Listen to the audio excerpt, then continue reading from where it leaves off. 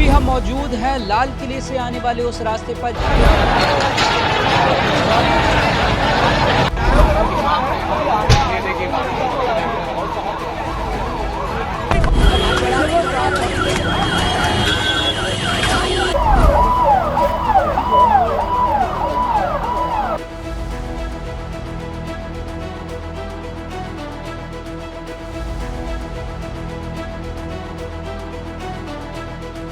कभी ना थमने वाली दिल्ली के लिए एक ऐसा आज काला दिन है जब दिल्ली की सड़कें सूनी नज़र आई और जो दिल्ली है उसमें एक हलचल नज़र आई। आपको बता दें कि कल रात यहीं पर हमसे कुछ मीटर की दूरी पर जो है यहाँ पर एक बम विस्फोट हुआ। अपने मंसूबों को अंजाम देने के बाद एक जो यहाँ पर बम विस्फोट किया गया जिसके अंदर करीब 10 लोगों की जो हताहत हुई है, करीब 8 लोगों की अभी तक मौत बताई जा रही है और दर्जन भर से ज़्यादा लोग यहाँ पर घायल बताए जा रहे हैं। आपको बता दें यही वो जगह है, यही वो गौरी शंकर मंदिर है जहाँ पर जो इससे महज कुछ कदमों की दूरी पर ये जो विस्फोट हुआ है और इसके अंदर जो था भारी नुकसान भी यहाँ पर देखने गया। कई गाड़ी जो थी इसकी चपेट में आ गई और देखने वाली बात यह है क्योंकि इसको हमेशा से ही एक बहुचलित जो कहें कि चलने वाला सबसे ज़्यादा एक रास्तों में से एक है। जहाँ पर अभी हम खड़े हैं इस रास्ते पर पैदल निकलने की भी जगह नहीं होती थी और जो आतंकी थे उन्होंने ऐसी जगह को चिन्हित किया, ऐसी जगह को अपना निशाना बनाया है। और आपने देखा कि कल रात से ही इसमें दिखाया जा रहा है कि बार बार इसके अंदर जो थी अपडेट आती रही, लोगों के जगह तहाँ चीथड़े पड़े हुए थे, उनकी जो शत विशत जो उनके शरीर थे वो यहाँ पर पड़े हुए थे। मंज़र ऐसा था कि आँखों से आप देख भी ना पाएँ, ऐसी स्थितियाँ यहाँ पर पैदा हो गई थी और जो लोग थे उनके अंदर ऐसे डर का माहौल बन गया था, भगदड़ यहाँ पर मच गई थी और जो स्थितियाँ थी वो बेकाबू सी होती हुई नज़र आ रही थी। लेकिन पुलिस ने अपनी मुस्तैदी दिखाते हुए इसको काबू में लिया। गृह के देश के राज्य मंत्री यहाँ पर पहुँचे, रेखा गुप्ता यहाँ की सीएम दिल्ली की यहाँ पर पहुँची और आपको बता दें कि दिल्ली का दिल कहे जाने वाले ये वो मार्केट है चांदनी चौक जिसको उन्होंने चिन्हित किया था।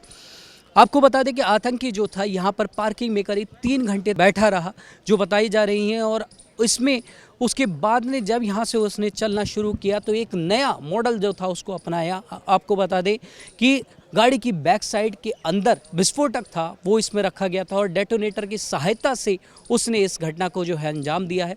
और यहाँ से कुछ ही मीटर की दूरी पर ये जो चीज़ें हुई हैं, हालांकि अभी इसे छावनी में तब्दील कर दिया गया है और उधर जाने के लिए सभी की मनाही है। जो मीडिया है वो तमाम मीडिया यहाँ पर ही रोक दी गई है। बैरिकेड्स के पीछे जो आप देख रहे हैं, बैरिकेड्स के पीछे ये सारी जो घटनाएं हैं उसकी जांच पड़ताल चल रही है। फॉरेंसिक की टीम आई भी है, एनएसजी की टीम्स यहाँ पर आई भी हैं और जो जांच है वो अभी तक निरंतर यहाँ पर चालू है। अब देखने वाली बात ये होगी कि इसके फाइनल क्या निकल कर आता है, इसमें कौन से बम का इस्तेमाल किया गया था या किस चीज़ों का इस्तेमाल यहाँ पर किया गया था वो पूर्ण रूप से यहाँ पर दिखाया जाएगा। आरएएफ की टीम्स यहाँ पर मौजूद हैं कि आगे कोई भी अनहोनी ना हो पाए। ऐसी सारी चीज़ों को यहाँ पर देखा जा रहा है और यहाँ पर पूरी मुस्तैदी के साथ यहाँ पर पुलिस बल मौजूद है। ये जो सड़क थी ये खचाखच भरी रहती थी और आपको बता दें जो जाम की स्थिति थी वो वहाँ पीछे से जाम लगना शुरू हो जाता था। और ये सामने जो आप देख रहे हैं ये लाल किले का परिसर, लाल किले का रोड पार करते ही सारा परिसर यहाँ पर स्टार्ट हो जाता है और लाल किला यहाँ से सामने बिल्कुल आप जो देख रहे हैं ठीक सामने वो लाल किला है जहाँ पर बड़ी रामलीला, लवकुश रामलीला जैसे यहाँ पर मंचन किए जाते हैं। और इधर जो आप देख रहे हैं सामने ये मेट्रो का 4 नंबर गेट है और मेट्रो से आप समझ सकते हैं कि यहाँ पर स्थिति क्या बन जाती होंगी। एक तो एशिया के सबसे बड़े मार्केट, ऊपर से मेट्रो भी यहीं पर है, तो यहाँ पर जो स्थितियाँ बनती थी हमेशा खचाखच भरा रहते थे ये एरिया और उसमें ऐसी घटना होती है, ऐसी घटना को अंजाम दिया जाता है। और ये जो हादसा था बहुत बड़ा हो सकता है, लेकिन गनीमत ये रही कि अभी जो ये हादसा रहा इसमें करीब 10 लोगों की जान ही गई। हालांकि इसके ऊपर जो काबू था एकदम पा लिया गया क्योंकि यहाँ पर चारों तरफ ही पुलिस बल तैनात रहता है और यहाँ पर मुस्तैदी उनकी रहती है।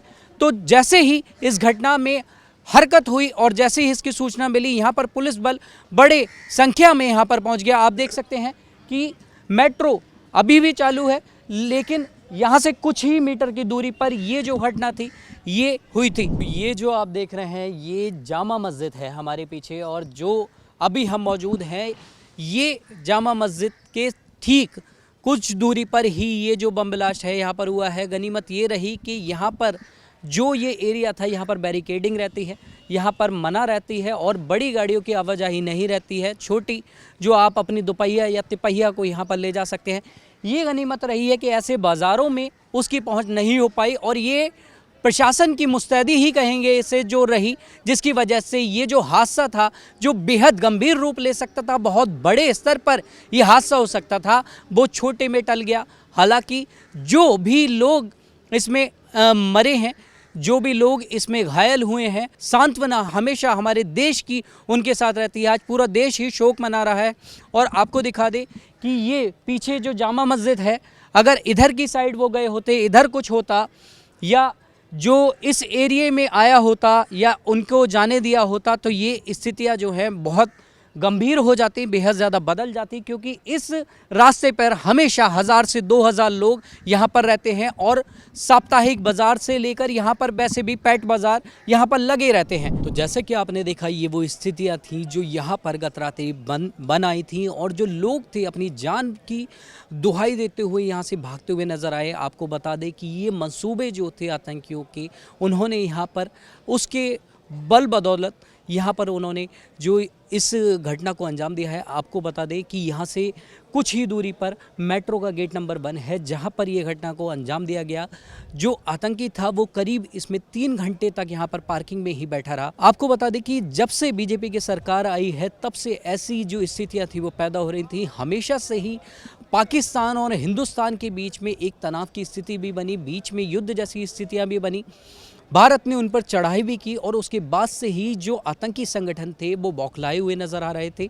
हालांकि जो उनसे था वो बन नहीं पा रहा था। इसी बीच में अभी फरीदाबाद में ही, दिल्ली से सटे फरीदाबाद के अंदर कल 2963 केजी RDX को भी बरामद किया गया था, और ये उनके जो मंसूबे था उसको डिगा देने वाला था, उसको हिला देने वाला था। क्योंकि जो उनके जो इरादे थे, जो वो बीजेपी ऑफिस पे जो उनके टारगेट में बताए गए थे, जो मस्जिदें उनके टारगेट में बताई गई थी, जो मंदिर उनके टारगेट में बताए गए थे, वो उस पर अंजाम नहीं दे पा रहे थे। इससे बौखलाए हुए उनमें से एक शख्स ने यहाँ पर पहुंचकर इस घटना को अंजाम दिया है। और बताया जा रहा है कि इसमें जो शख्स था, जो डॉक्टर जिसका नाम आ रहा है इसमें, वो पुलिस की गिरफ्त से बाहर था, और पुलिस उसकी छानबीन कर रही थी। कश्मीर पुलिस और दिल्ली पुलिस ने एक संयुक्त सर्च ऑपरेशन भी चलाया हुआ था, जिस पे वो अपनी नज़र बनाए हुए थे, और उसके लिए जगह जगह जो है तलाशियां की जा रही थी। बावजूद इसके वो जो शख्स था वो यहाँ तक पहुँचने में कैसे कामयाब हो पाया है, ये भी एक बड़ा सवाल आता है।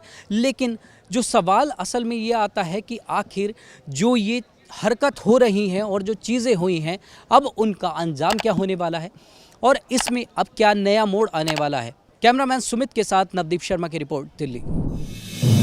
आप देख रहे हैं नेट्रिक न्यूज, साहस सच कहने का।